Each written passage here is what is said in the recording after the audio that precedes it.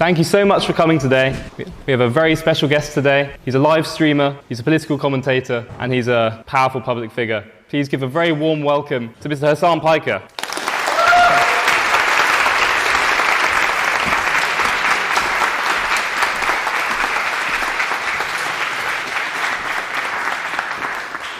Okay, what's up everybody? I hope everyone's having a great time.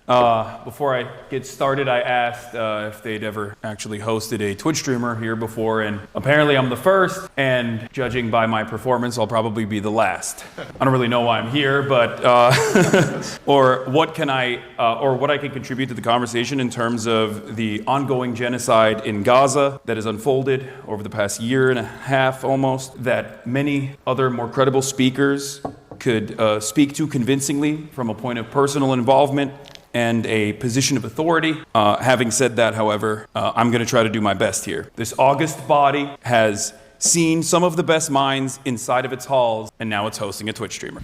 Ladies and gentlemen, I stand before you following the footsteps of intellectual giants as nothing but a simple man who understands right from wrong, and sometimes that's all that matters. In the words of my friend, the late great Michael Jamal Brooks, there's nothing complicated about apartheid. The morality of it is clear. If the roles were reversed and a captive Jewish population of 5 million people were being systematically starved, sieged, and dominated, everyone would understand what's going on. Its ancestral lands being destroyed, everyone would understand what's going on. So in his words, it's not a complex issue. It's super simple. It's the most powerful country in the Middle East. It's backed by the United States, the most powerful country on the planet, and it acts on another population of people with total impunity and is never held accountable for anything. Well, I guess some things are changing in that regard, and we'll get to that in a little bit. But there is no symmetry in this relationship, period. That's what Michael Jamal Brooks said. So I see no need for obfuscation, no arguments for complexity, no reasoning for preemptive genocide.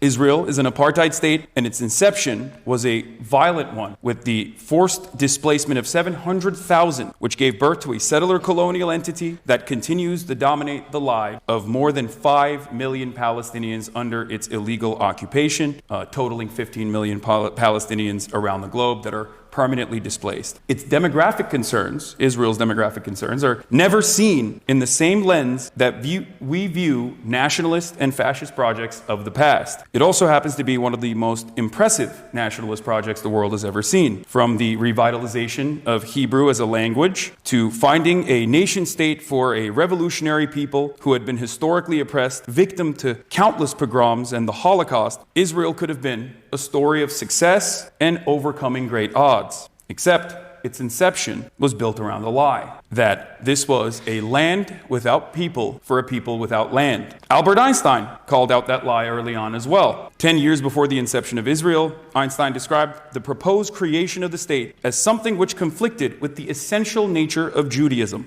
He warned against the violence of Menachem Begin and many other early Zionist militias. In 1948, Einstein and a number of Jewish academics sent a letter to the New York Times to protest against a visit to America by Menachem Begin. Menachem Begin also was never able to actually come to the UK either for his involvement in previous bombing campaigns as well.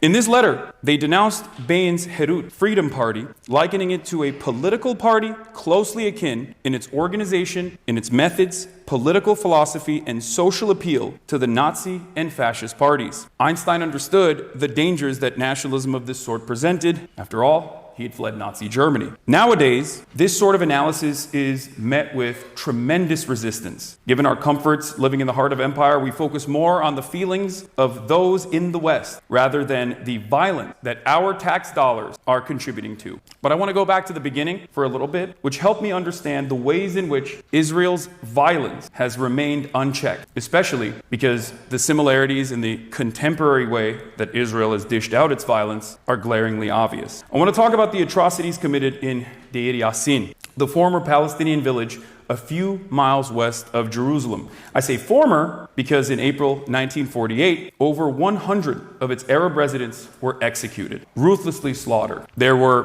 graphic stories that were told of some of the survivors, including but not limited to having a baker and his son lined up against the baker's oven and trying to force the baker to throw his son in the oven. And when he refused to cooperate, throwing his son in the oven and then throwing him in afterwards. The only reason why we know is because there were survivors that were left to tell the story. So they could go and tell the other Arab villages that if the Zionist brigades were coming, that they must evacuate. The massacre was committed by Zionist forces. Radical right-wingers led the attack, but were supported by the Haganah, which later became the IDF. But Deir Yassin was not an isolated massacre. It was a pivotal moment. Deir Yassin helped convince the Arab governments to fight Israel. People fled their towns and villages, fearful that what happens at Deir Yassin might happen in their towns. 700,000 people never allowed to return to their homes. Palestinians call this the Nakba. It's also known as catastrophe. But this wasn't just the fog of war. The Nakba was, in the words of historian Ilan Pape, a master plan for the massive expulsion of Palestinians, also called Plan D or Plan Dalet. Hundreds of thousands were expelled before Israel's so-called War of Independence had ever started. Prime Minister David Ben-Gurion, to use Pape's words, orchestrated the ethnic cleansing of Palestine. These were not merely nationalists or settlers run amok. This was clearly defined state policy. To this very day, Israel denies having forcibly expelled Palestinians, instead claiming that they voluntarily left their homes. This myth can be considered one of the earliest and perhaps most powerful forms of Hasbara. In Hebrew, Hasbara means advocacy or explanation. In the Western world, it just means lying. In 1948, there were Jewish extremists supported by the main military raiding and depopulating Palestinian communities. In 2024, we have the same problem.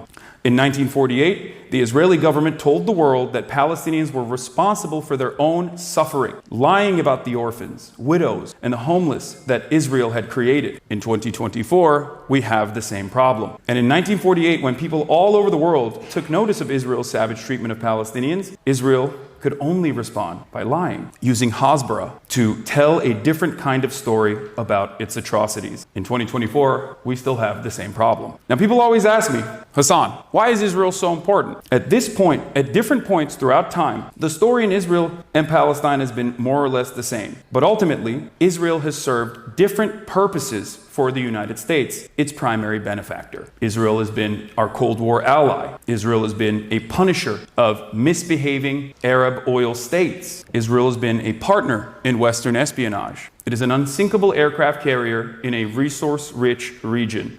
That's very important to American State Department interests. But for 66 years, the violence has continued with broad support from the West. The Israeli government has been free to occupy Palestinian lands and destroy Palestinian life. Ever since the failure of the Oslo peace process in 2000, the rise of the settler movement, and Benjamin Netanyahu taking control of the Israeli government, America's ironclad support for Israel has remained exactly that. But in the last decade, something has changed. Two things have changed, as a matter of fact. The first is that Israel has totally lost the younger generation of Americans, but also the younger generation of the Western world in general, who are shocked by its policies in occupied Palestinian land. And the second thing that has happened is that Israel's powerful advocates in US politics and media, the Israel lobby, no longer have a total stranglehold on the left and the right. The media is not as favorable to Israel as it once was. I'm obviously a living, breathing example of this. I think someone like myself would not exist in any other format, in any other medium, in any other time. But that's not the entire story, obviously. I'm not just here to focus on myself and what I do. I think I want to talk a little bit more about the broader picture, the bigger picture. You never could really hide a genocide from the world, but it's especially difficult in the present moment. Every day, we are inundated with footage from Gaza of untold atrocities, countless atrocities. We see depictions of the worst that humanity has to offer. We see children in body bags, drone strikes, mass displacement, the horror. We see missing relatives, sick babies, wailing mothers, and so on. This accumulation of this evidence, freely available on today's internet, is what is currently burying Israel in the court of public opinion. It's turning Israel into a pariah state. Hasbara wasn't built to refute this many dead children. Israel was really bailed out in the media in the past because of how slow the establishment press was to recognize the atrocities that are unfolding. It took prestigious outlets many weeks and months to tentatively identify an obvious genocide that quickly came together in a matter of days. Nowadays, you learn about the gruesome conditions of Sde Tayman, a concentration camp, or quadcopters sniping children, or broadcasting the sound of children crying for help to lure out unsuspecting Palestinians with the express purpose of murder months before it reaches the headlines of legacy publishers in the West. That is, if they're covered at all. And so we have learned since October 7 that Israel can conduct such wide-scale atrocities, killings, kidnappings, and bombings and expulsions, even without its usual PR shield, so long as its actual political shield in Washington holds up, as well as the Iron Dome. Now, there is a subtle but horribly corrosive effect that this has had on how people understand the world around them. At the very moment when fact-based reporting and serious journalism is most needed in this time, people are distrustful of the news. Platforms like Twitter routinely surface the worst of the worst kinds of content, the most divisive, most hateful content, but Elon Musk is not the only person responsible for this. I hate Elon Musk, okay? I hate Elon Musk as much as you guys hate Oxford College. I heard that if I say that, I'll get some applause breaks there. So that was my exit ramp. But it's not just Elon Musk, it's not just Twitter. It's happening all around. Young people, men in particular, who don't have much education or literacy skills with no hopeful prospects of the future are being propagandized by waves of right-wing influencers who have never had megaphones this loud. Although this issue most often gets brought up in the context of the 2024 election and Donald Trump, there's more to this. I think it's important to connect it to Palestine as well. These are forces who want to normalize the current levels of violence and to convince people that actually it's good to be this bloodthirsty. While it was Joe Biden who gave Israel the blank check with which to commit a genocide, that decision has created an entire galaxy of right-wingers who are actually in position to cash it. And cash it they are currently. If you've seen the Donald Trump cabinet picks, you know exactly what I'm talking about. The traditional forces that could keep this kind of thing in check, particularly in politics and in media, are unfortunately weak. And they're getting weaker by the moment. They're out of power. They're broke. They're technologically weak. They don't understand the space. They don't understand the online